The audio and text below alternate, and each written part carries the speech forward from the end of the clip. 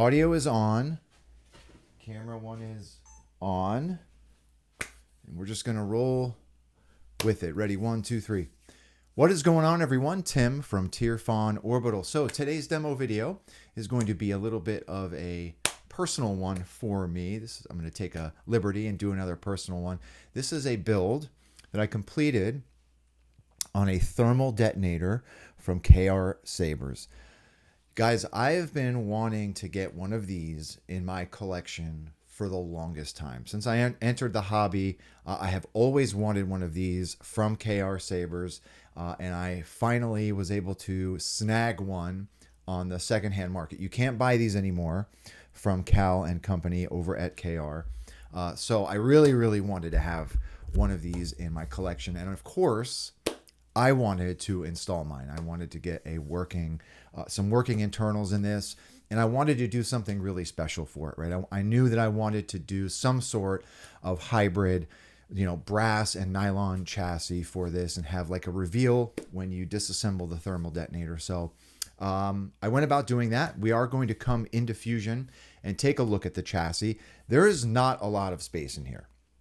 I mean, obviously, there's just not a lot to work with in this thing. And, I did have to do a little bit of cram foo for this design and install. So I do want to talk about it, right? So let's come into Fusion and take a look at the whole assembly. And then we will come up top, get a little bit of a closer look at it, and then we will be on our way. All right, so let's come into Fusion. All right, so here it is. This is the full assembly for the KR Sabers thermal detonator. Now, right off the bat, just not a lot of room. Like, obviously, this was actually a lot smaller than I thought it would be when I got this in hand. It's a lot smaller than I thought. So I knew that it would be a little bit of a cram foo situation when designing this chassis, but I knew that I had some prerequisites, right? I knew that I wanted brass. I knew that I wanted this to be a proffieboard build. And that's pretty much it. I mean, those were really my prerequisites. I really wanted to get a 28mm speaker in this thing as well, okay? So let's talk about this fitment first, right? So you see these 3 flanges or these 3 tabs, right? So this thermal detonator disassembles into 3 main parts, right? You've got your bottom half of this like dome, then you've got your top half with the switch on it, and then there is a ring around the center, right? And that's where those 3 LEDs are. That ring has some indentations in it that correspond to where these are, right? So that was my first test print. My first test print was getting these tabs correct because I wanted this chassis to kind of press fit down into that middle ring, okay? So that was the first hurdle. The next hurdle was just trying to get everything to fit, okay? So I've got a very small lipo battery in here. This is where the lipo battery goes. And then I've got my proffieboard that sits in this chamber, okay? In the middle, there is a very large, in fact, I have one. There is a very large toggle switch. Okay, these are actually very hard to find. I had to reach out to Khal and ask him where he found these, and he sent me a link for eBay. I found a couple of these on eBay because I've got another couple of thermal detonator builds, so I needed some. And that's big. It's got a really big footprint on it, right? So that is what this center divot or hole is for, and that is long enough to use this top slide switch as a switch. So I have set that up as my main in the proffieboard config. I need an aux button for my proffieboard navigation, and I put that on the body of the chassis itself. Now, in hindsight, I probably should have done a build where I make this the aux. I might try to do that in the future. I really wanted to have this lit. If I'm not mistaken, I think I saw someone on RPF post that they made that into a lit button.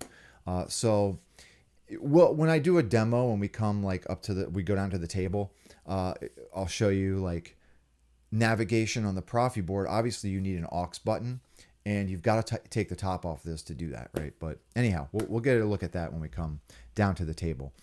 The rest of the design relatively simple. Like the biggest hurdle for me was just making space for everything. So I did a couple of test prints to make sure that these flanges or these tabs fit correctly. And then I did I also had to make sure the speaker was good. I wanted to enclose this speaker as much as I could because we don't have a lot of venting on the outside of this thermal detonator, right? So I've got some venting holes here to help with like sound and speaker venting. But I wanted that speaker to perform as well as possible. And that's why I kind of like tried to enclose it as much as I could. Here is our brass section. All right, so we've got a brass plate that's up top here. And then I also did like a brass kill switch cover. So this is the kill switch. USB-C for charging and data access to the board. There's a 5mm LED here as well. I've got some greebly work along the side. And then after the fact, I wanted to get some sort of extra detailing around the side of this. So this chassis, that ring in the thermal detonator comes up to about here. So you've got a little bit more room for detailing around this side of the chassis. So I added some real glass fuses. If those of you who are old like me remember string Christmas lights, they used to have, they might still have them. The plug end of Christmas lights usually have like a fuse inside of the plug, like the two-prong plug that you plug into your wall. And in my mind, I was like, it would be really cool to have some real-world object in this build, but I don't know what's small enough. And it was right around the holidays when I was designing this, and I thought, I wonder if small glass fuses would fit. And sure enough, they fit perfectly. I've got 2 rectangular LEDs behind them for some extra animation, right? So we really get a look at those 2 fuses. But I thought that was a really cool idea to have like a real world item instead of just like a printed greebly to put on the side here. So that's what those are. Some tube work, and that is it, right?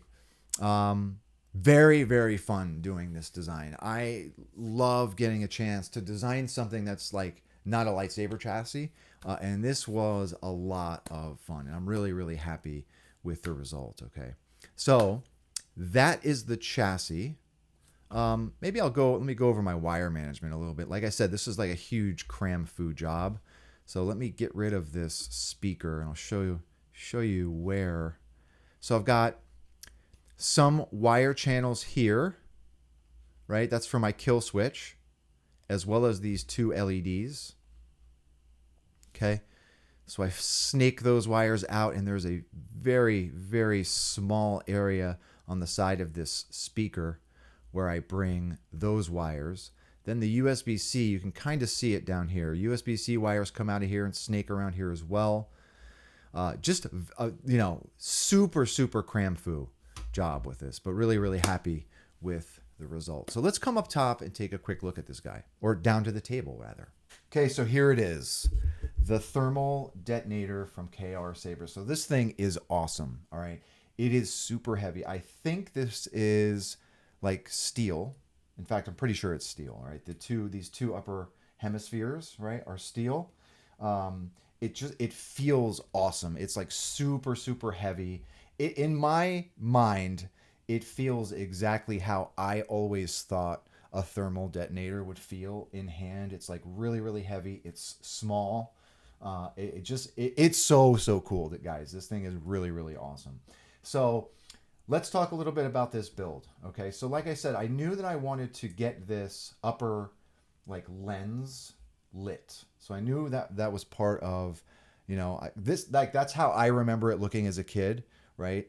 And like one of the salient memories I have about seeing this thermal detonator like in the movie was just the lights in the front and like the way that it is activated, and you see that light. So I knew that I wanted to get that lit. Okay.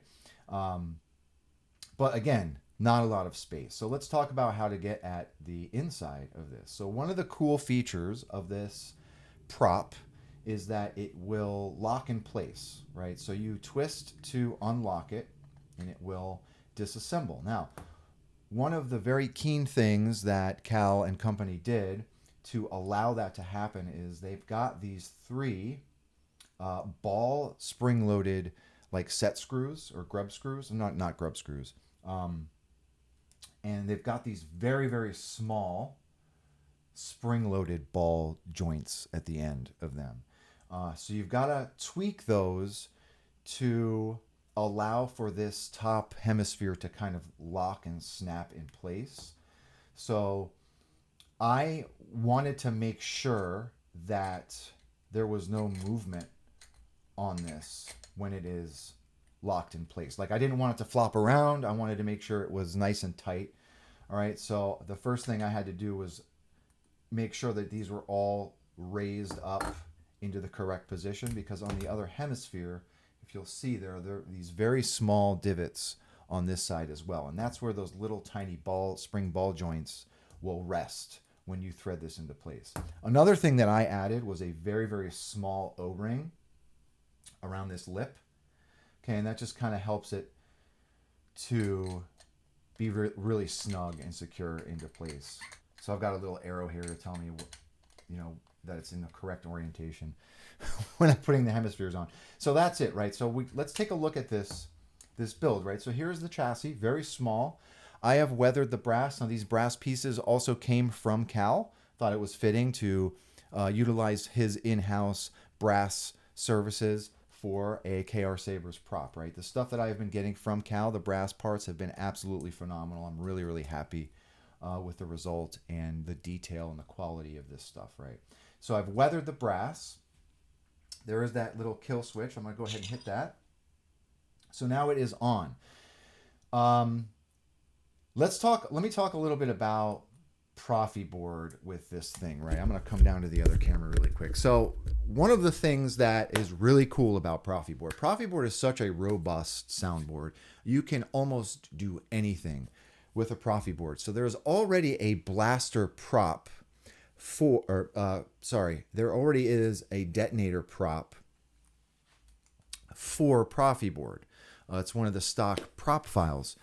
I have been bugging Brian Connor, no sloppy. For those of you who don't know Brian Connor, if you have used the Blade Builder, the online web Blade Builder, if you have used any of the specialty props with proffieboard, you have Brian Connor to thank. He is the proffieboard guru.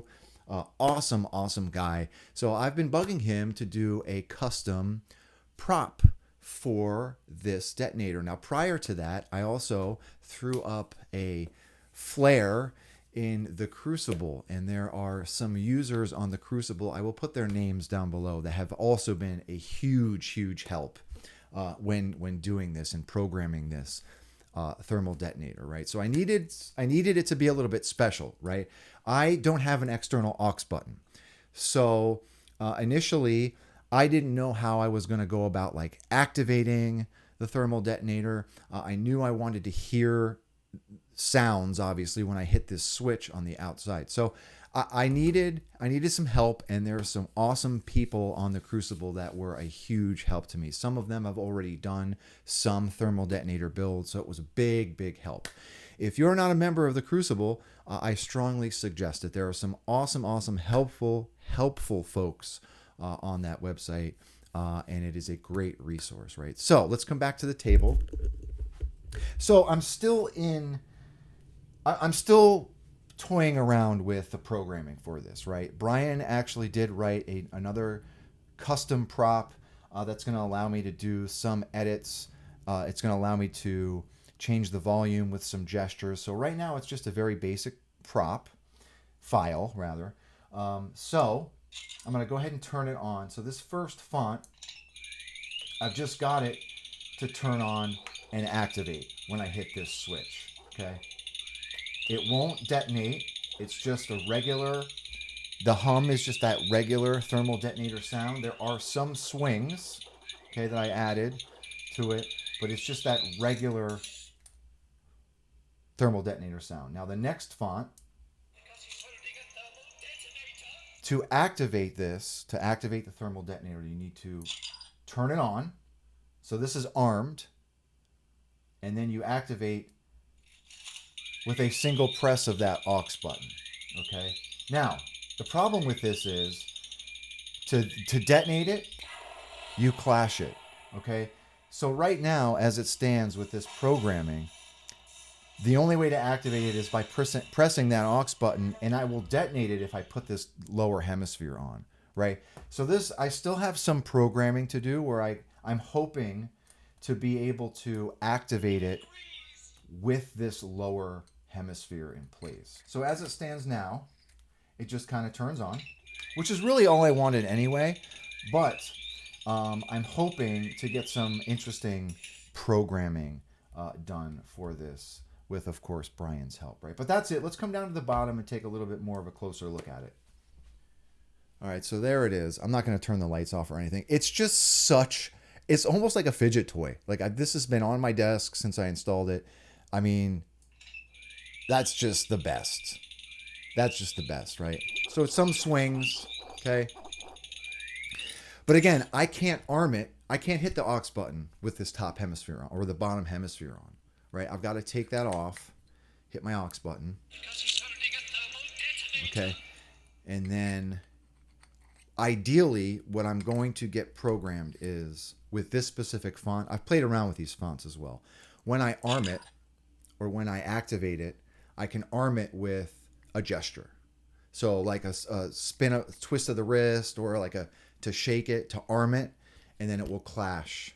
When I clash, it will detonate. That's what I'm hoping to achieve with that font.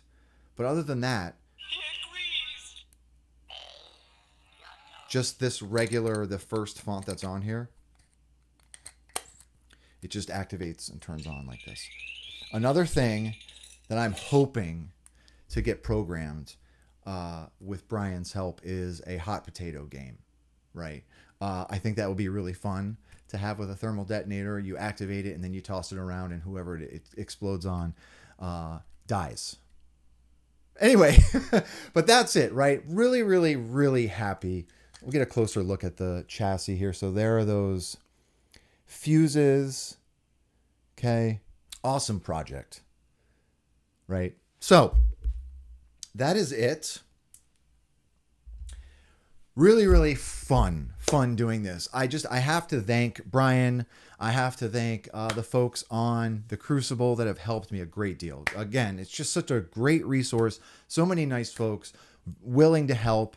And you know, it's just a great community in my opinion, right? So anyhow, that is my thermal detonator from KR Sabers. Thank you everyone for watching. If anyone has any questions about this install, please don't be a stranger. I will be offering this on my website. I've got a couple more coming in for install, so I'd be happy to provide somebody with a chassis kit if they want, or if anyone wants one installed, I would be happy to oblige as well, right? So with that being said, may the force be with you always. Have a good one, everybody.